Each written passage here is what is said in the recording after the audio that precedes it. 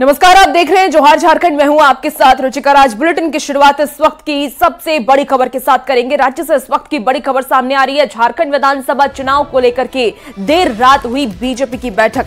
हेमंत बिस्वा शर्मा का बड़ा बयान भी सामने आया है। कहा कि चुनावी घोषणा पत्र को अंतिम रूप दिया जा रहा है। रात 1 बजे तक हमारी बैठक हुई, सभी लोग 1 बजे तक कार्यालय में बैठे रहे। इससे पता चलता है कि हम झारखंड के प्रति कितने गंभीर है, राज्य के विकास के लिए कितना प्रतिबद्ध है। हम 3 अक्टूबर को 5 बिंदु लेकर आएंगे। राज्य गठन के 25 साल हो गए हैं तो हम 25 वादे लेकर आएंगे। भगवान बिरसा मुंडा को 150 साल हो गए हैं, हम 150 संकल्प लेकर आएंगे। तो बड़ा बयान हेमंत बिस्वा शर्मा ने दे दिया है और सियासी गलियारे में एक बार फिर से हलचल तेज हो गई है। ये घोषणा पत्र को फाइनल स्वरूप देने के लिए हमारा पूरा टीम रात 1 बजे तक बैठे। मोटा मोटी एक स्वरूप हम लोगों ने बनाया हो, हमारा टीम ने बनाया है पूरा झारखंड प्रदेश बीजेपी का। और जैसे 1 बजे तक रात पूरा कार्यालय में सारे लोग बैठ के ये मैनिफेस्टो बनाने का काम किया, उससे ही ये एस्टैब्लिश होते हैं हम झारखंड के लिए कितना सीरियस है और झारखंड का विकास के लिए हम कितना प्रतिबद्ध है। बड़ी खबर आपको बता रहे हैं और इस पूरी खबर के साथ संजय सिन्हा रांची से संवाददाता हमारे साथ जुड़ चुके हैं। संजय, देखिए 1 बजे रात तक बैठक हुई है बीजेपी, ऐसे में घोषणा पत्र जारी करने की बात कही गई है हेमंत बिस्वा शर्मा की तरफ से। कौन से 5 बिंदु पर चर्चा हुई होगी, क्या जानकारी मिलकर आ रही है सामने?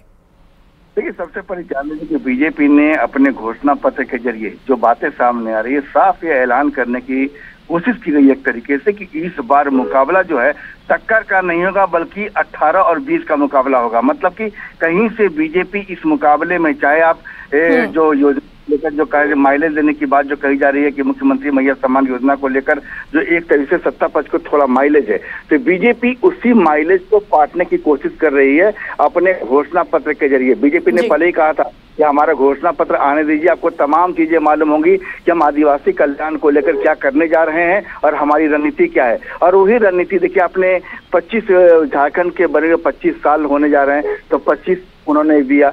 बिरसा मुंडा के 150 साल होने जा रहे हैं तो उन्होंने 150 संकल्प दिया। मतलब बीजेपी ट्राइबल टच को छूने की पूरी कोशिश में है और जो संथाल में बांग्लादेशी घुसपैठ है उस मुद्दे को उठा के बीजेपी जनता के बीच में जाना चाहती है और बता रही है कि उसके सबसे बड़े जो खैर ख्वाह है वो बीजेपी है, क्योंकि वो समझने की कोशिश में है, बीजेपी या समझाने की कोशिश में है कि आपको ये समझने की जरूरत है कि डेमोग्राफी किस तरीके से बदल रही है। रही बात बीजेपी के घोषणा पत्र की, देखिए घोषणा पत्र को पूरा बनाने की जो कोशिश है, इसके कोऑर्डिनेटर है अनंत ओझा। और यहाँ पर जो अभी हेमंत बिस्वा शर्मा ने कहा कि 1 बजे रात तक मेहनत की गई थी कि 30 सितंबर तक कहा जा रहा था कि 30 सितंबर तक बीजेपी का घोषणा पत्र सामने आ जाएगा। आज 1 अक्टूबर, तो जाहिर है कि 2-3 दिनों में घोषणा पत्र जब सामने आएगा तो चुनाव में आपको उसी घोषणा पत्र को लेकर जाना है। आपको ये बताना है दूसरे घोषणा पत्र जो कि जेएमएम का सामने आएगा, कांग्रेस का सामने आएगा, आप उसके मुकाबले कितने मजबूत हैं। तो जाहिर है कि जितना आप लगाएंगे घोषणा पत्र में, जनता आपको लेकर उतना दिमाग लगाएगी। जी संजय, देखिए घोषणा पत्र बहुत अहम हो जाता है और ऐसे में 5 बिंदु की बात की गई है। 5 बिंदु में क्या महिला, युवा, किसान या आदिवासी हो सकते हैं? बिल्कुल बिल्कुल, देखिए इसमें साफ है कि जिस तरीके से आधी, अब देखिए घोषणा पत्र एक तरीके का तुलनात्मक अध्ययन होता है, उसको ऐसे समझने की जरूरत है कि घोषणा पत्र पार्टी अपनी सोच को लेकर नहीं बनाती है, पार्टी ये भी सोच को लेकर बनाती है कि हमारे विरोधियों ने क्या घोषणा पत्र पर या अब तक उनका क्या फलाफल सामने आया है। तो आप देख रहे हैं कि जिस तरीके से मुख्यमंत्री मैया सम्मान योजना को लेकर जेएमएम की ओर से, सत्ता पक्ष की ओर से आधी आबादी को अपनी ओर समेटने की कोशिश की गई। जाहिर है बीजेपी के घोषणा पत्र में बीजेपी ने पहले ही कहा था कि हम कुछ ऐसा लेकर आएंगे। ठीक है संजय, आप नजर बनाए रखिए और देखना होगा कि बीजेपी के घोषणा पत्र में किन किन अहम मुद्दों पर बात होती है। बहुत शुक्रिया तमाम जानकारी के लिए। और अब खबरों में आगे बढ़ेंगे। पीएम मोदी कल आएंगे हजारीबाग। कल दोपहर 1:10 पर पहुंचेंगे रांची, हेलीकॉप्टर से जाएंगे हजारीबाग। तो इस वक्त की आपको बड़ी खबर बता रहे हैं। विनोबा भावे बीबी परिसर में पीएम जनजातीय उन्नत ग्राम योजना का शुभारंभ भी करेंगे। योजना के तहत 4000 गांवों का चयन किया जाएगा।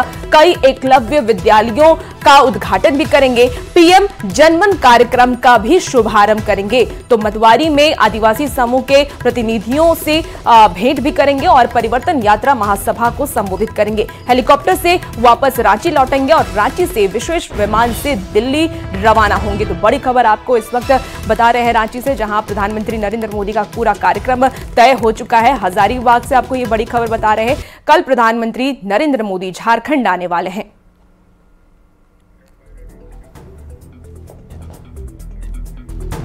प्रधानमंत्री मोदी के हजारीबाग दौरे को लेकर के स्वास्थ्य विभाग ने खास तैयारियां की हैं। 2 अस्पताल को इमरजेंसी मोड में रखा गया है और पीएमओ की गाइडलाइन के अनुसार दवाओं की सूची भी अस्पतालों को दे दी गई है। बता दें आपको कि कार्डियक एम्बुलेंस और 4 डॉक्टरों की टीम का गठन किया गया है, जो अलग अलग कार्यक्रम वाले जगह पर तैनात रहेंगी। Civil surgeon doctor SP Singh ने इस तैयारी को लेकर जिले में अलर्ट जारी किया है। ये होंगे जहाँ से कि लोगों को आना जाना होगा, वीआईपी या सामान्य लोग भी, वहाँ पे हमारे 2 स्टाफ रहेंगे जो ये आपको थर्मल स्कैनिंग और उसके साथ सैनिटाइजर और मास्क की व्यवस्था भी करेंगे। और पीएम मोदी के हजारीबाग दौरे को लेकर के सियासत भी जमकर हो रही है। जेएमएम ने कहा कि झारखंड को अभी तक केंद्र से वह अधिकार नहीं मिला जो उसे मिलना चाहिए। जेएमएम के इस बयान पर बीजेपी विधायक सीपी सिंह ने पलटवार करते हुए कहा कि पीएम मोदी को क्या करना चाहिए, क्या बोलना चाहिए, यह तय करने का अधिकार झारखंड के सत्ताधारी दलों को नहीं है। 4 रेलगाड़ियां चुनाव के वक्त आके घोषणा कर गए, लेकिन क्या झारखंड उसी का हकदार है? क्या झारखंड को उसका उचित हक नहीं मिलना चाहिए? क्या चुनाव के सिर्फ जुमलेबाजी होगी और जुमलेबाजी से ही पेट भरेगा?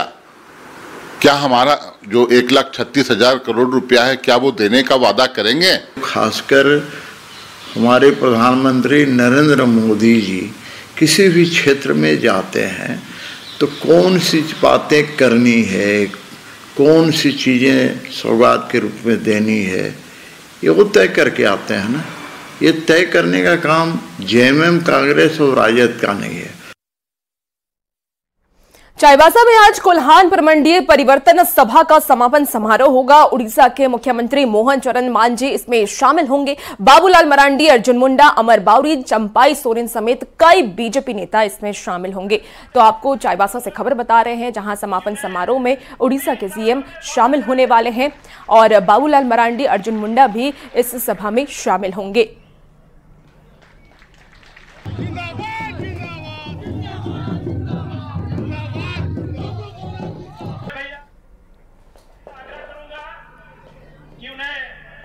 झारखंड प्रदेश कांग्रेस कमेटी ने विधानसभा चुनाव संवाद कार्यक्रम किया, जिसमें प्रदेश प्रभारी गुलाम अहमद मीर, छत्तीसगढ़ के पूर्व मुख्यमंत्री भूपेश बघेल और कई नेता शामिल हुए। नेताओं ने सैकड़ों की संख्या में कांग्रेस नेता और कार्यकर्ताओं को संबोधित किया। गुलाम मीर ने यह कहा कि जनता का मूड फिर से गठबंधन सरकार की ओर है। भूपेश बघेल ने बताया कि गठबंधन सरकार ने किसानों, महिलाओं और युवाओं के लिए अच्छे काम किए हैं। बघेल ने पीएम मोदी के दौरे पर सवाल उठाते हुए यह कहा कि जनता अब उनकी रणनीतियों को समझ चुकी है।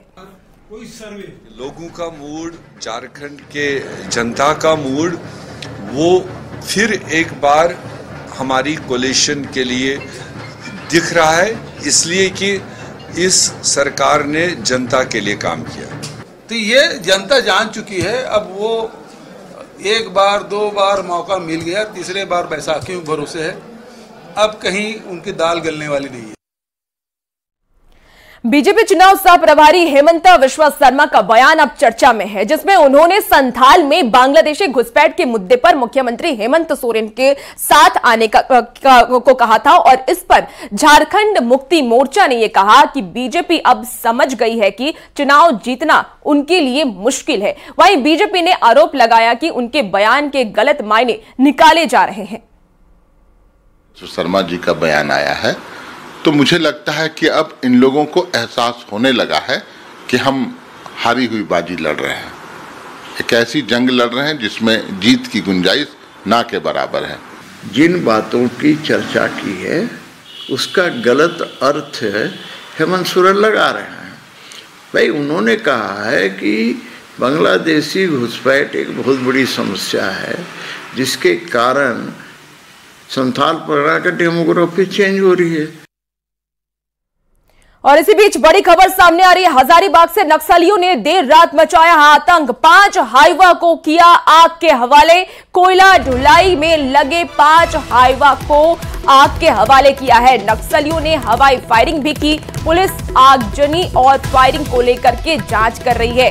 केरेडारी थाना क्षेत्र का ये पूरा मामला बताया जा रहा है। एनटीपीसी के केरेडारी और चट्टी बरियातू कोल माइंस में कोयला ढुलाई का काम चलता था। तो बड़ी खबर आपको इस वक्त हजारीबाग से दिखा रहे हैं और ये तस्वीरें भी देखिए, एक्सक्लूसिव तस्वीर आपको आपके टीवी स्क्रीन पर दिखा रहे हैं, जहां किस तरीके से नक्सलियों ने आग के हवाले कर दिया गाड़ियों को, वो आप देख पा रहे होंगे। और उसके बाद की ये तस्वीर, दूसरी तस्वीर आप देख रहे हैं, जहां जो गाड़ियां हैं वो बिल्कुल ही जल चुकी है। तो हजारीबाग से इस वक्त की आपको बड़ी खबर बता रहे हैं, जहां नक्सलियों ने देर रात आतंक मचाया है। 5 हाईवा को आग के हवाले किया। वहीं कोयला ढुलाई में लगे ये 5 हाईवा को आग के हवाले किया गया है। इससे कोयला का ढुलाई हुआ करता था और नक्सलियों ने हवाई फायरिंग भी इसके साथ की है। हालांकि अभी इस पूरे मामले को लेकर के पुलिस जांच कर रही है।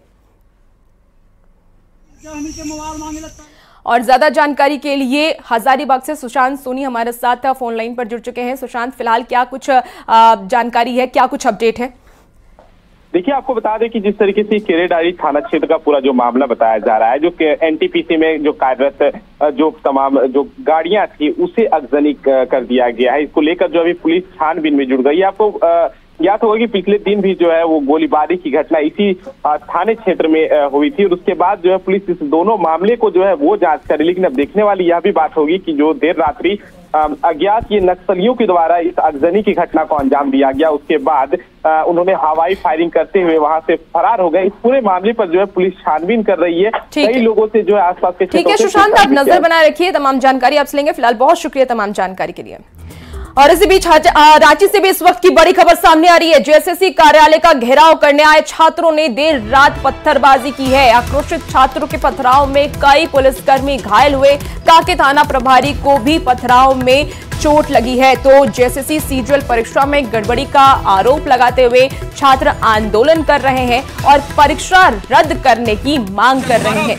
बड़ी खबर आपको इस वक्त रांची से बता रहे हैं और इस पूरी खबर के लिए संवाददाता रांची से ओम प्रकाश हमारे साथ लाइव जुड़ चुके हैं। ओम प्रकाश से तमाम जानकारी लेंगे। ओम प्रकाश, फिलहाल क्या जानकारी मिल पा रही है, कितने पुलिसकर्मी घायल हुए हैं?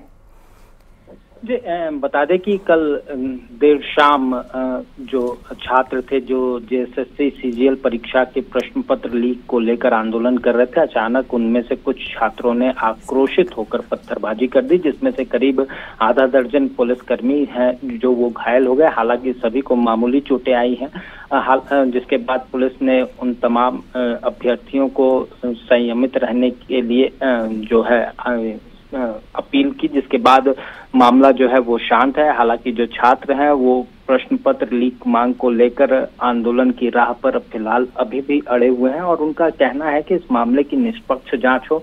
आयोग भी इस मामले को लेकर 3 सदस्यीय जांच समिति की गठन जो है आयोग द्वारा वो की गई है। हालांकि उसकी रिपोर्ट आने में अभी थोड़ा समय बाकी है, 1 सप्ताह का वक्त जो है वो दिया गया है। लेकिन जिस तरह से छात्रों ने आक्रोशित होकर पत्थरबाजी की, उसके बाद पुलिस के द्वारा इस मामले को लेकर फिलहाल कोई एफआईआर तो दर्ज नहीं की गई है, लेकिन इस तरह से छात्र आक्रोशित हो रहे हैं। आने वाले दिनों में हो सकता है कि ये आंदोलन और उग्र हो जाए। ठीक है ओम प्रकाश, आप नजर बना रखिए, तमाम जानकारी आपसे लेंगे। फिलहाल बहुत शुक्रिया।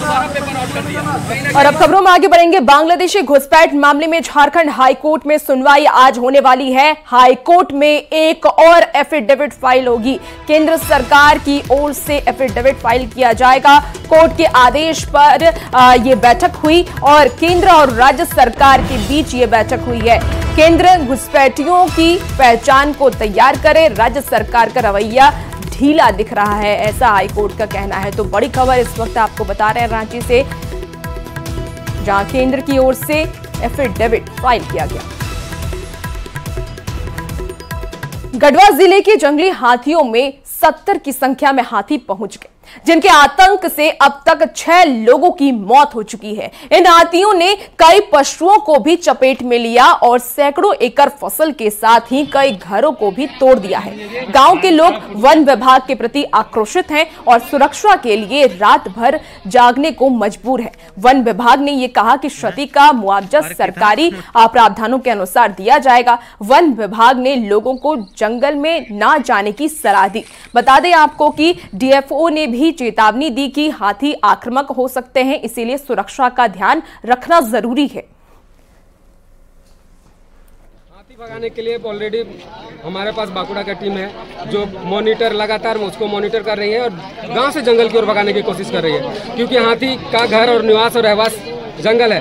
जंगल से उसको भगाया नहीं जा सकता। किसी भी जंगल से बाहर को भगाएंगे किसी गांव के पास जाएगा। हमारा ये अलर्ट जो है वो हर दिन चेंज होता रहता है, इसलिए हमारा अभी तक स्ट्रैटेजी रहा है कि स्थानीय वन कर्मियों द्वारा एवं वन प्रबंधन एवं सुरक्षा समिति द्वारा गांव वाले को अप टू डेट इन्फॉर्मेशन दिया जाता है कि अगर उनके पास वाले जंगल में हाथी है। हमन के नहीं मालूम है, नहीं कुछ आवाज मिलक और तुरंत कूद के निकलक, तो कूदला कैसे हम झोड़ में ढुकली और पटक बेकलक और पटक के फिर हमरो में लपटत रहे। हम झोड़ भागल ही गिरत पटकात, कहाँ छोलात बा, कहाँ अच्छी होत बा, केचरात एकदम भागल ही। हाथी से कितना परेशान हो? हाथी से हम लोग को बहुत क्षति जा रहा है, इतना क्षति जा रहा है कि देखिए सरकार भी हम लोग को उतना मुआवजा भी नहीं देते हैं।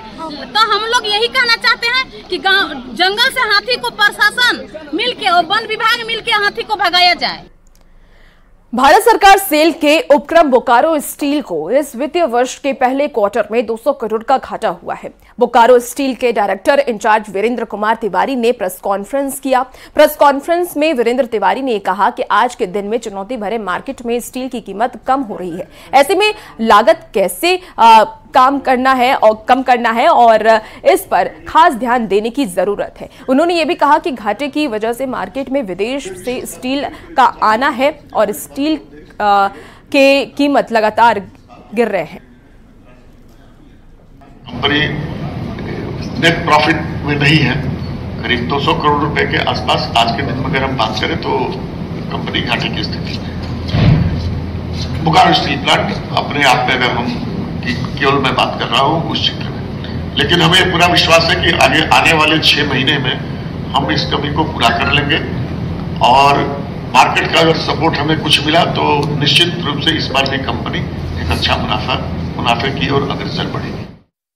दुर्गा पूजा पर राजधानी रांची में एक से बढ़कर एक पंडाल का निर्माण किया जा रहा है। ओल्ड विधानसभा मैदान में अयोध्या के तर्ज पर राम मंदिर का भव्य पंडाल और उसका प्रारूप बेहद ही खूबसूरती से बनाया गया और ये नजर भी आने लगा है। 120 फीट लंबे और 150 फीट चौड़े इस पंडाल का निर्माण अयोध्या के राम मंदिर की तर्ज पर किया गया है। फिलहाल पंडाल का निर्माण आखिरी चरण में है, जिसे 2-3 दिनों में पूरा कर लिया जाएगा। बार आपको एक से बढ़कर एक दुर्गा पूजा के पंडाल बनाए जा रहे हैं और पंडाल का जो निर्माण है वो अंतिम चरण में है, लेकिन सबसे भव्य पंडाल की सूची में एक ऐसा पंडाल है जो ओल्ड विधानसभा के मैदान में बन रहा है। जी हाँ, बिल्कुल अयोध्या के राम मंदिर का प्रारूप बन रहा है, उतना ही भव्य, उतना ही खूबसूरत, जो देखने में इसकी भव्यता आपको बिल्कुल अयोध्या के राम मंदिर की तरह एहसास कराएगी। और जब आप यहाँ इन पंडालों में आएंगे तो बिल्कुल आपको देखकर ऐसा लगेगा कि जैसे अयोध्या के राम मंदिर के पंडाल में ही हम लोग घूम रहे हैं। हाँ, पूरा सेम अयोध्या के राम मंदिर जैसा है, पिलर में सब कुछ उधर जैसा है, इधर भी ऐसे ही देखने मिलेगा।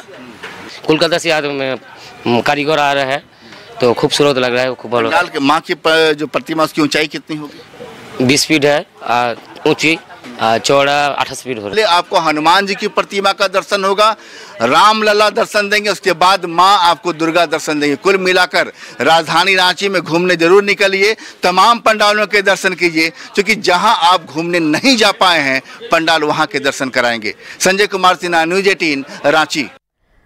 धनबाद के झमाड़ा में मृत कर्मचारियों के आश्रितों का धरना प्रदर्शन लगातार जारी है। मित्र आश्रित नौकरी की मांग को लेकर के 991 दिनों से लगातार धरना पर बैठे हैं, लेकिन बावजूद इसके अभी तक सरकार की तरफ से कोई संज्ञान नहीं लिया गया, जिसको लेकर के आज आंदोलनकारियों ने हेमंत सरकार के खिलाफ जमकर नारेबाजी की और सर मुंडवाकर विरोध जाहिर किया। आंदोलनकारियों ने यह भी कहा कि अगर सरकार और प्रबंधन निर्देशक ने अब भी अनुकंपा बहाली के लिए कोई तत्परता नहीं दिखाए तो 7 अक्टूबर को मुख्यमंत्री का श्राद्ध क्रम करके विरोध और उग्र प्रदर्शन किया जाएगा। 51 दिन से लगातार जो है यहाँ पर धरना पे हम लोग यहाँ बैठे हुए हैं और सरकार जो है अभी तक मतलब संज्ञान नहीं लिया मामला को, और सरकार जो है बिल्कुल सरकार का निकम्मा रवैया रहा है। इसका वजह से जो आज हम लोग जो है सामूहिक जो है सरमुंडन कार्यक्रम को किए हैं। अगर इससे भी बात नहीं हुआ तो हम लोग 7 तारीख को जो है मुख्यमंत्री का और माडा का MD का जो है श्राद्ध कार्यक्रम करेंगे और 15 तारीख को हम लोग आत्मदाह को करेंगे और हम लोग का विरोध प्रदर्शन जो है लगातार जारी रहेगा जब तक हम लोग का नियोजन नहीं हो जाता है। और फिलहाल रुकते हैं एक छोटे से ब्रेक के लिए, जल्द हाजिर होते हैं।